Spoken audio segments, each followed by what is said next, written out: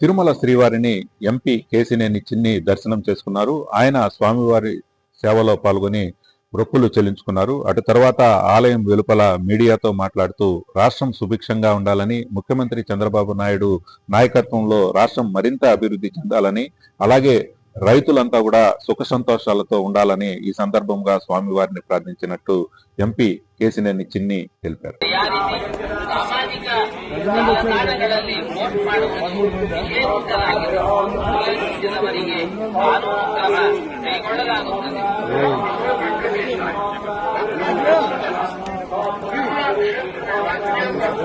ఇవాళ ఉదయం వెంకటేశ్వర స్వామి వారిని దర్శించుకుని ఆంధ్రప్రదేశ్ రాష్ట్రం సర్వతోముఖ అభివృద్ధి చెందాలి, అంతేకాకుండా రేపు రాజబోయే బడ్జెట్ సమావేశాల్లో రాష్ట్రానికి మంచి ప్రాధాన్యత వచ్చే విధంగా ఉండాలని, ప్రజలందరూ కూడా మంచి పండగ వాతావరణంలో ఉండి ఆంధ్రప్రదేశ్ రాష్ట్ర ప్రజలకు సుఖశాంతులు ఇవ్వాలని కోరుకుంటాం జరిగింది.